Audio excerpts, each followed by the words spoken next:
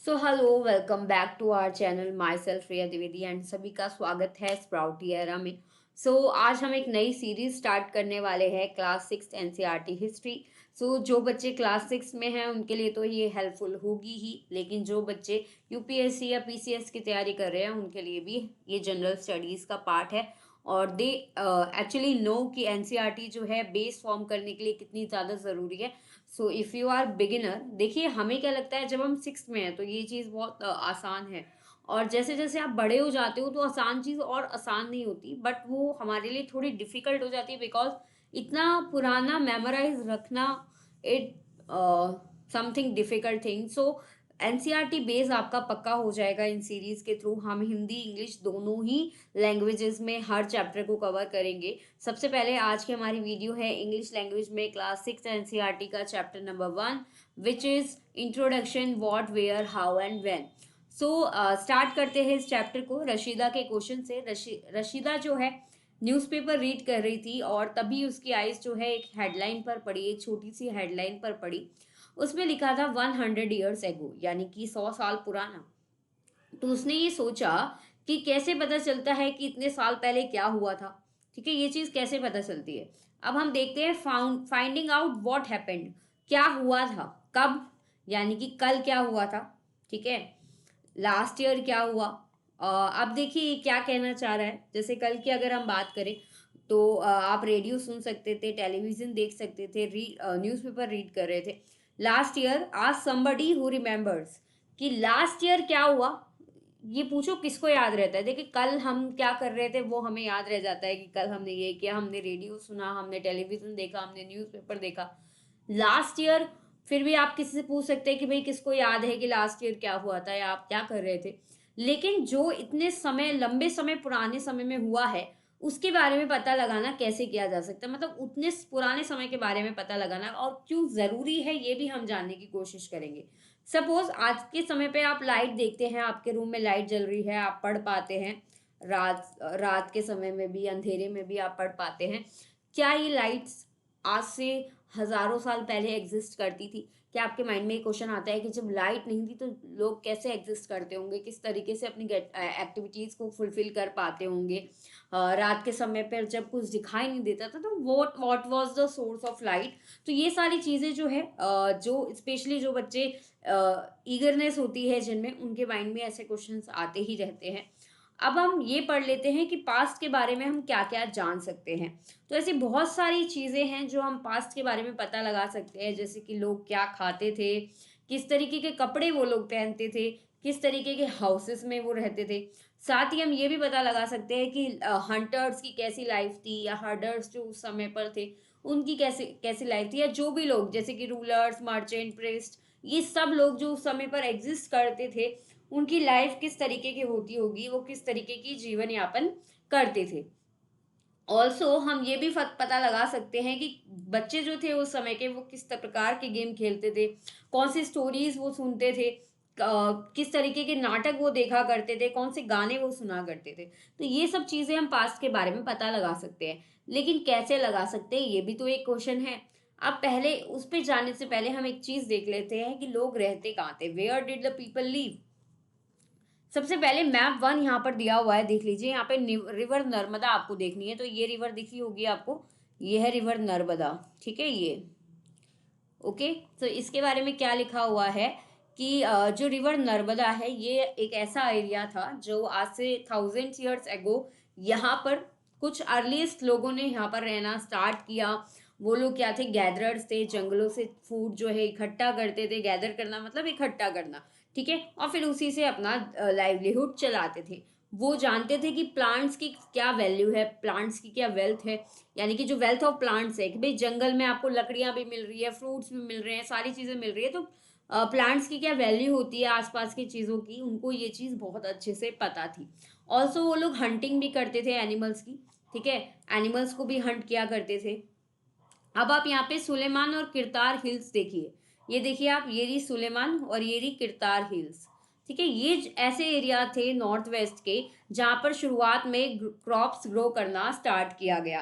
तो देखिए यहाँ के जो लोग थे वो क्या कर रहे थे, हंटिंग और गैदरिंग कर रहे थे।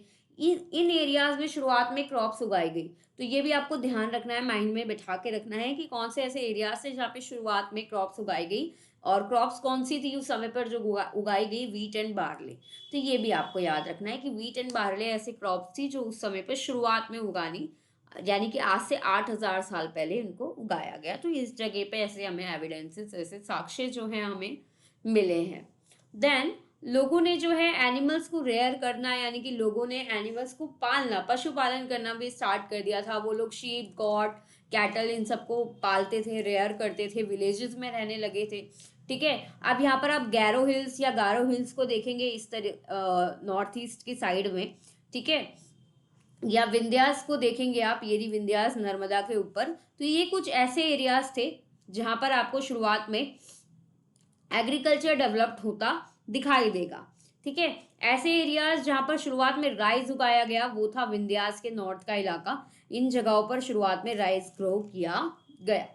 अब आप यहाँ पर रिवर इंडस एंड उसकी ट्रिब्यूटरीज को देखिए। तो ये आप देख सकते हैं, ये है रिवर इंडस, और ये सारी इसकी ट्रिब्यूटरीज है, झेलम, चिनाब, रावी, ब्यास एंड सतलज। तो ये जो सात, सॉरी, हाँ, ये इंडस रिवर और उसकी 5 जो है ट्रिब्यूटरीज हैं। तो ट्रिब्यूटरीज क्या होता है, जैसे कि एक मेन रिवर है, ठीक है, और जो छोटी छोटी रिवर्स उसमें आके मिलती है और एक मेन रिवर का फॉर्मेशन करती है, उसे हम ट्रिब्यूटरीज कहते हैं, जो मिलकर एक बड़ी नदी बनती है। ठीक है, तो ट्रिब्यूटरीज आर स्मॉलर रिवर, छोटी रिवर्स होती है जो एक बड़ी रिवर के अंदर जाके मिल जाती है। आज से 4700 साल पहले, यानी कि 4700 ईयर्स एगो क्या हुआ, कुछ अर्लीस्ट सिटीज जो है फ्लरिश्ड होना स्टार्ट हुई। आप लोगों को लग रहा होगा हम फास्ट क्यों करें, देखिए एग्जाम्स भी आ रहे हैं, और स्पेशली जो बच्चे यूपीएससी जैसे एग्जाम की प्रिपरेशन करते हैं तो उनको ये होता है कि हमें बेसिक चाहिए एनसीईआरटी का, और ऐसा नहीं है कि उसमें ज़्यादा टाइम वेस्ट करना है, उनको जल्दी जल्दी सब कुछ करना होता है। तो उस हिसाब से हम इस चैप्टर को लेके चल रहे हैं। ठीक है, बाद में आज से फिर शुरुआत में जो है आप देखें 4700 साल पहले कुछ सिटीज़ जो है फ्लरिश होना शुरू हो गई थी रिवर्स के किनारे। हमने ये भी देखा था कि शुरुआत में रिवर्स के किनारे क्यों सेटलमेंट्स होती थी, क्योंकि नदी एक ऐसा प्लेस होता था जहाँ पर आसपास देखिए एक तो उपजाऊ भूमि होती थी, और उपजाऊ भूमि पर खेती करना आसान हो जाता था। तो ये लोग क्या कर पाते थे, खेती कर पाते थे। रिवर में इनको जो है मछलियां भी मिल जाती थी, तो मछलियों की वजह से ये आप कह सकते हैं वो खाने के उपयोग में भी ले सकते थे, फिशरीज, फिशिंग एक्टिविटीज कर पाते थे। तो बहुत सारे फायदे थे, पानी भी इनको मिल जाता था, फ्रेश वाटर इनको मिल जाता था। तो शुरुआत में नदियों के किनारे ही सेटलमेंट्स इमर्ज होना स्टार्ट हुई। बाद में आज से 2500 साल पहले कुछ सिटीज डेवलप्ड हुई रिवर गंगा के बैंक किनारे पर। ठीक है, या उसकी जितनी भी ट्रिब्यूटरीज थी, जो सहायक नदियां थी, उनके किनारों पर जो है धीरे धीरे सिटीज ने डेवलप होना स्टार्ट कर दिया। अगर आप गंगा या उनकी ट्रिब्यूटरीज को देखेंगे मैप के अंदर, एक ट्रिब्यूटरी है सोन। ठीक है, सो पुराने समय में जो गंगा के आसपास या गंगा के साउथ का जो पूरा इलाका था उसे मगध कहा जाता था। तो यहाँ आप देख सकते हैं मगध। ठीक है, सो ये गंगा रिवर है, इसकी ट्रिब्यूटरी है सोन, तो इस ये सोन है, और यहाँ का जो एरिया था इसे मगध कहा जाता था। ठीक है, मगध के नाम से जाना जाता था, जो आज के समय पर बिहार है, बिहार स्टेट में एग्जिस्ट करता है। यहाँ के जो रूलर थे उन्होंने बहुत, देखिए जब भी मगध का नाम आता है आपको पता ही है, बड़ी मौर्यन डायनेस्टी हमें याद आ जाती है। तो बड़ी बड़ी किंगडम्स जो है यहाँ पर उन्होंने रूल किया, और जो किंगडम्स यहाँ पर एग्जिस्ट कर रही थी वो कंट्री के अदर पार्ट्स में भी मतलब उन्होंने अपना किंगडम जो है फैलाया, एक्सटेंड किया। यानी कि मगध के अलावा भी उन्होंने कंट्री के अदर पार्ट्स में भी अपना सेटअप, किंगडम सेटअप की। और इस पूरे समय के दौरान लोग जो है एक जगह से दूसरे जगह ट्रैवल करते रहते थे। अब ट्रैवल क्यों करते थे, आप देखिए जैसे हिल्स हो गए या हाई माउंटेनियस रीजन्स हो गए, जैसे हिमालयाज, या ऐसे रीजन जहाँ पानी की कमी होती है, लाइक डेजर्ट्स, रिवर, सीज। अब रिवर में पानी की कमी नहीं होती, लेकिन फिर भी आप, सॉरी एक सेकेंड, चलिए। सो लोग जो है एक जगह से दूसरी जगह ट्रैवल करते रहते थे। अब ट्रैवलिंग हमेशा इजी नहीं होती थी, ऐसा नहीं है कि ट्रैवल कर रहे हैं आसान है तो ट्रैवल कर रहे हैं, नहीं। कुछ ऐसे एरियाज से, जैसे हिमालयाज में ट्रैवल करना, या डेजर्ट एरिया में ट्रैवल करना, सीज के थ्रू ट्रैवल करना, रिवर्स के थ्रू ट्रैवल करना, ये कभी कभी डेंजरस जर्नीज हो जाती थी, क्योंकि उस समय पे देखिए आपके प्लेन्स एरोप्लेन्स नहीं थे, ठीक है, ना ही आपके बड़े बड़े शिप या ऐसे कुछ हुआ करता था कि आप इजीली जो है जर्नी अपनी व्यतीत कर सको, ऐसा नहीं हो पाता था। तो कभी कभी जो है ये बहुत डेंजरस होती थी, लेकिन कभी भी इम्पॉसिबल नहीं हुई। इतने सब के बावजूद भी लोगों ने एक जगह से दूसरे जगह मूव किया। इसलिए जो आदमी या औरतें उस समय पर एग्जिस्ट कर रही थी, वो अपनी लाइवलीहुड के सर्च में, खाने की तलाश में, आप कह सकते हैं जीविका की तलाश में जो है, या किसी नेचुरल डिसास्टर यानी कि प्राकृतिक आपदा से बचने के लिए एक जगह से दूसरे जगह जाते थे। So they escape from natural disasters like flood, droughts यानी कि सूखा पड़ गया, बाढ़ आ गई, तो ऐसे सिचुएशंस में वो लोग एक जगह से दूसरी जगह ट्रैवल करते थे। कभी कभी ऐसा होता था आदमी जो है वो आर्मीज में जाते थे, ठीक है, दूसरे लैंड पर कब्जा करने के लिए, उसको कॉन्कर करने के लिए। इसके अलावा जो मर्चेंट ट्रेवल्स होते थे, या जो व्यापारी संगठन होते थे, या जो व्यापारी होते थे, वो कारवां के साथ जो है ट्रेवल करते थे या शिप्स के थ्रू ट्रेवल करते थे। क्यों? उनके पास जो है आप देखिए वैल्यूएबल गुड्स भी होते थे जो सेल करने जाते थे एक जगह से दूसरे जगह, ठीक है। तो वो कारवां हमेशा ग्रुप्स में जो है ट्रेवल किया करते थे, ठीक है। जो रिलीजियस टीचर्स कौन होते हैं? जो किसी भी धर्म का प्रसार करते हैं, जैसे कि मान लीजिए बुद्धिज्म है, तो बुद्धिज्म का प्रचार करने के लिए एक जगह से दूसरी जगह जाएंगे। तो उस ऐसे कुछ रिलीजियस टीचर्स भी होते थे जो एक गांव से दूसरे गांव जाते थे, या एक शहर से दूसरे शहर, एक कस्बे से दूसरे कस्बे तक जाते थे, और अपनी धार्मिक शिक्षाओं को जो है फैलाते थे। फाइनली कुछ लोग जो हैं वो एडवेंचर के लिए एक जगह से दूसरे जगह ट्रेवल करते थे। कई लोगों को ऐसा होता था कि कई नए प्लेसेस को हमें डिस्कवर करना है, एक्साइटिंग प्लेसेस को हमें डिस्कवर करना है, इस वजह से भी वो लोग ट्रेवल करते थे। तो ये सारे बेसिक एक कह सकते हैं आप, एक मोटिवेटिंग फैक्टर्स थे जिसकी वजह से लोग जो है ट्रेवल करते थे। अब इन सब ट्रैवलिंग के कारण मान लीजिए एक यहाँ व्यक्ति है, उसको यहाँ के बारे में नहीं पता, क्योंकि ये यहाँ नहीं रह रहा और ये व्यक्ति यहाँ रह रहा है, तो इसको यहाँ के बारे में नहीं पता। लेकिन अगर यहाँ के लोग यहाँ जाने लग जाए, यहाँ के लोग यहाँ आने जाने लग जाए, तो इसके कल्चर का प्रभाव इसके ऊपर पड़ने लगेगा, इसके कल्चर का प्रभाव इसके ऊपर पड़ने लगेगा। यानी कि जब लोग एक ही जगह रह रहे थे तो कुछ ऐसा नहीं हो पाता ना, लेकिन लोग ट्रैवल करते थे, और ट्रैवलिंग के कारण ही एक जगह के आइडियाज या एक जगह के जो आइडियाज थे वो लोगों के बीच में शेयर होने लगे। तो एक दूसरे से लोग जो अपने आइडियाज शेयर करने लगे। अब उस समय पर लोग ट्रैवल क्यों करते थे ये हमें समझ में आ गया, लेकिन आज के समय पे ट्रैवल क्यों करते हैं भाई?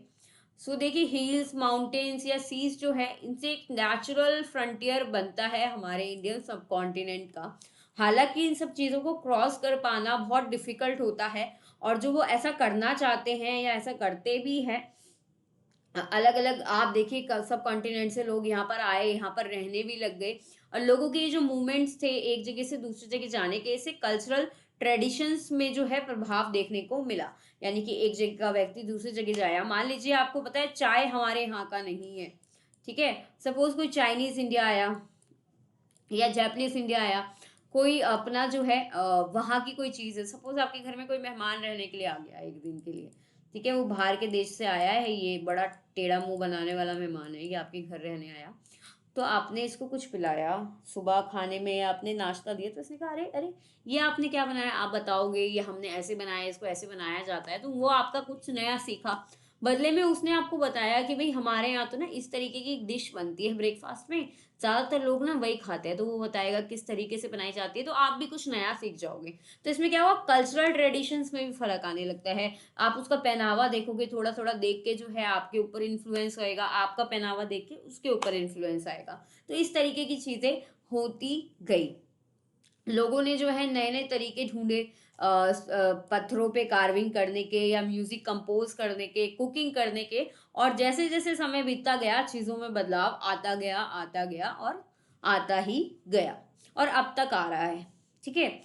अब आ जाते हैं नेम्स ऑफ द लैंड। अब ये लैंड जो है, ये जिनकी बात कर रहे हैं हम, इसका नाम कैसे रखा गया, ठीक है। दो वर्ड्स जो है हमारी कंट्री के लिए यूज किए जाते हैं, इंडिया एंड भारत। आप देखिए कॉन्स्टिट्यूशन में भी लिखा हुआ है इंडिया दैट इज भारत, पहली लाइन ही यही है, ठीक है, आर्टिकल 1। तो इंडिया और भारत ये दो शब्द यूज किए जाते हैं। इंडिया जो वर्ड है वो इंडस रिवर से बना है, जिसको सिंधु कहते हैं संस्कृत में, ठीक है। अब आप देखिए जो ईरानियंस थे या जो ग्रीक्स थे, जो वहां पर आए, नॉर्थ वेस्ट से यहाँ की तरफ आए, और उनको ये पता था, वो इंडस रिवर के से फैमिलियर थे, इंडस रिवर के बारे में जानते थे। तो उन्होंने ये कहा कि जो इंडस यानी कि इंडस रिवर के वेस्ट ईस्ट का जो पार्ट है उसको इंडिया कहा या इंडोस कहा। ठीक है, इंडस को क्या कह रहे हैं, इंडोस कह रहे हैं। और इंडिया इंडोस के ईस्टर्न पार्ट यानी कि पूर्वी हिस्सा, देखिए यहाँ पर जो इंडस रिवर है, अगर हम इंडिया की बात करें, इंडिया की मैप की बात करें, तो यहाँ पर इंडस रिवर है और ये जो ईस्टर्न पार्ट है ये पूरा इंडिया का हो गया। इधर भी इंडिया का कुछ पार्ट है लेकिन मोस्टली, तो वो लोगों ने क्या कहा कि इंडस रिवर के जो ईस्टर्न पार्ट है, पूर्वी जो हिस्सा है, उसको वो लोग इंडिया के नाम से उन्होंने डिनोट किया। अब भारत नाम कैसे आया, तो भारत नाम देखिए कुछ ऐसे लोगों के ग्रुप के लिए यूज किया जाता था जो नॉर्थ वेस्ट में रहते थे और जिनका मेंशन जो है हमें ऋग्वेद में भी देखने को मिलता है। ऋग्वेद क्या है, संस्कृत में लिखी गई अर्लीस्ट कंपोजिशन है। ठीक है, जो आज से 3500 साल पहले लिखी गई। ठीक है, तो ये भारत वर्ड वहां से आया और बाद में इसको कंट्री के लिए यूज किया जाने लगा। अब आ जाते हैं finding out about the past, past के बारे में पता लगाते हैं। ठीक है, तो ऐसे बहुत सारे तरीके हैं जिनके थ्रू जो है हम पास्ट के बारे में पता लगा सकते हैं और इनमें से एक तरीका है बुक्स रीड करना जो उस समय पर लिखी गई हो, इतने लंबे समय पहले लिखी गई हो। और इनको क्या कहा जाता है, मैन्यूस्क्रिप्ट्स। क्या कहा जाता है, मैन्यूस्क्रिप्ट्स। अब मेन्यू का मतलब होता है, मनु का मतलब होता है हाथ। ठीक है, हाथ। स्क्रिप्ट्स का मतलब होता है लिपि, जो हाथ से लिखी गई। ठीक है, जो हाथ से लिखी गई उसे क्या कहा गया, मैन्यूस्क्रिप्ट। और जनरली इनको पाम लीफ पर लिखा जाता था। ठीक है, और एक स्पेशली प्रिपेयर्ड बाक होता था। बाक क्या होता है, ट्री का। आप देखिए कोई भी ट्री होता है जो उसके जो ये कह सकते हैं ना, छाल कहते हैं जिसे हम। ठीक है, तो हिमालय बर्ड्स से इसको बनाया जाता था, प्रिपेयर किया जाता था और उसका इस्तेमाल किया जाता था मैन्यूस्क्रिप्ट्स को लिखने के लिए। ये मैन्यूस्क्रिप्ट की एक फोटो जो है यहाँ पे दी हुई है, आप देख सकते हैं। ओवर द ईयर्स, जैसे जैसे साल समय बीतता गया, बहुत सारी मैन्यूस्क्रिप्ट्स जो है वो कह सकते हैं आप डिस्ट्रॉय हो गई। क्यों, क्यों किसी को इंसेक्ट्स ने खा लिया, कुछ वैसे ही डिस्ट्रॉय हो गई और सरवाइव नहीं कर पाई। लेकिन कई ऐसी मैन्यूस्क्रिप्ट्स थी जो टेम्पल्स या मोनेस्ट्रीज में रखी गई थी, जिन जो प्रिजर्व्ड रही, वो हमें मिलती है और उनसे हमें काफ़ी कुछ पता चलता है हिस्ट्री के बारे में। ये बुक्स जो है वो हमें हर चीज़ों के, हर तरीके के सब्जेक्ट्स के बारे में बताती है। जैसे रिलीजियस बिलीफ्स के बारे में हमें बताती है, उस समय किस तरीके की प्रथाएं चलती थी, प्रचलित थी, उनके बारे में बताती है। राजाओं की लाइफ कैसी होती थी उनके बारे में बताती है। अब मेडिसिन, साइंस, हर चीज़ के बारे में हमें इन्हीं से पता चलता है। इसके अलावा कुछ ऐसी एपिक्स, पोयम या प्लेस जो है वो भी हमें मिले हैं। इनमें से ज़्यादातर प्लेस या पोएम्स जो है संस्कृत में लिखी गई हैं, बाकी की जो है प्राकृत लैंग्वेज में लिखी गई है। अब ये प्राकृत भाषा क्या होती है, ऐसी भाषा जो आम लोगों के द्वारा बोली जाती है। और इसके अलावा कुछ मैन्युस्क्रिप्ट जो है हमें तमिल लैंग्वेज में भी देखने को मिली।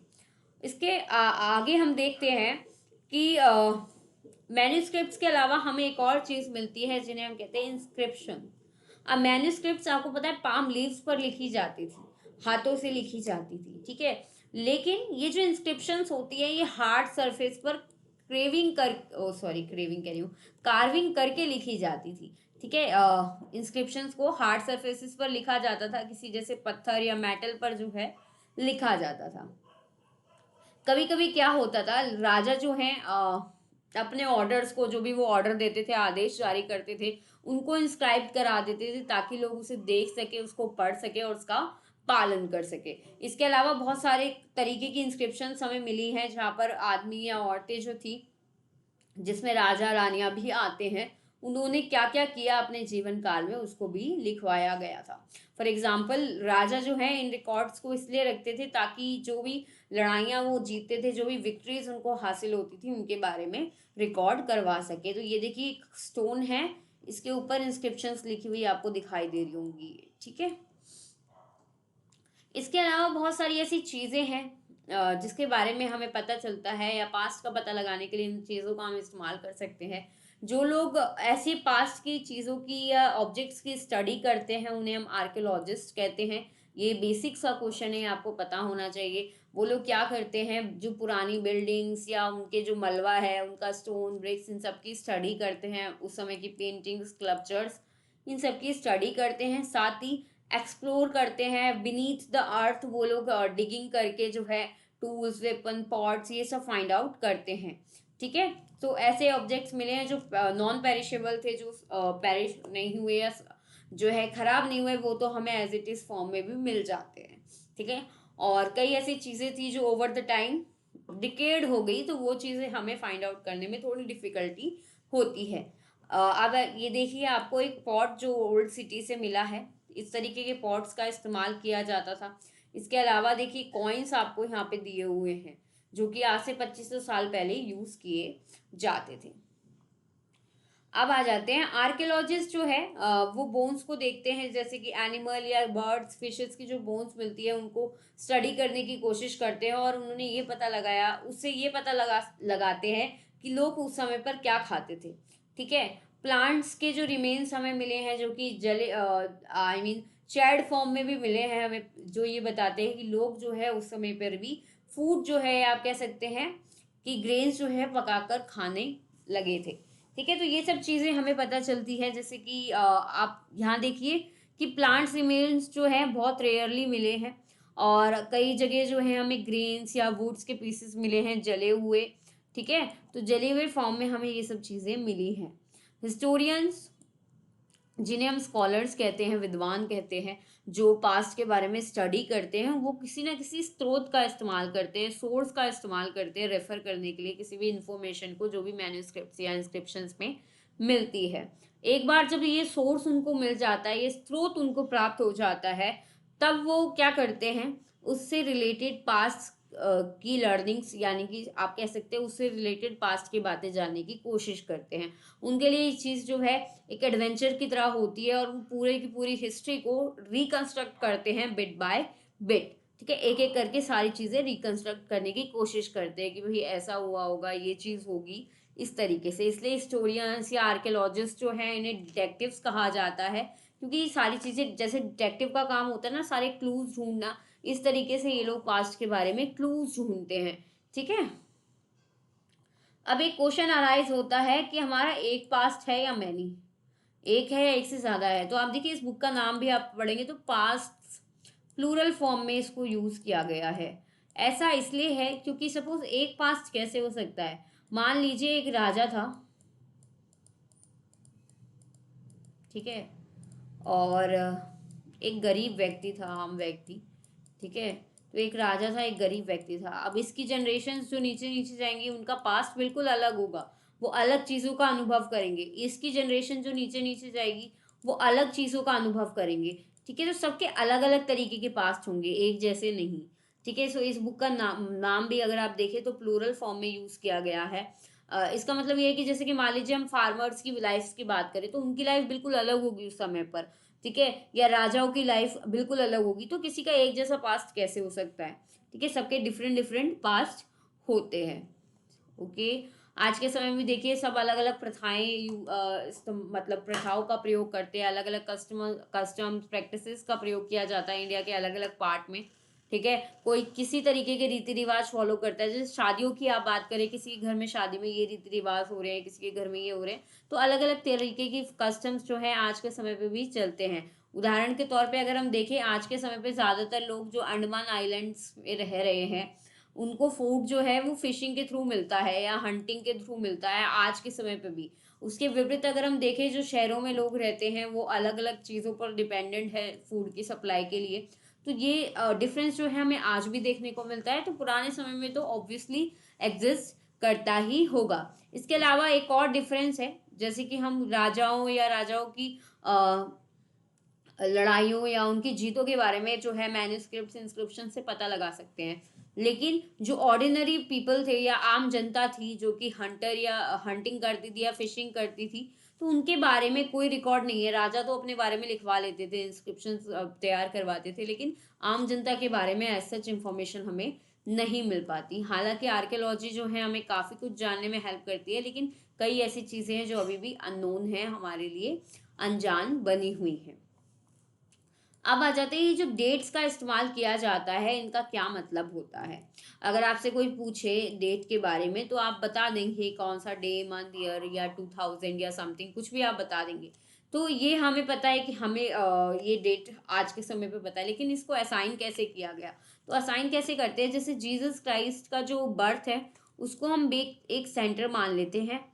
ठीक है, कि इस समय पर जीसस क्राइस्ट का बर्थ हुआ, उसको हमने मान लिया 0। ठीक है, उसको हमने माना 0। अब 2000 आज के समय पे जैसे हमने यूज किया 2002 2024।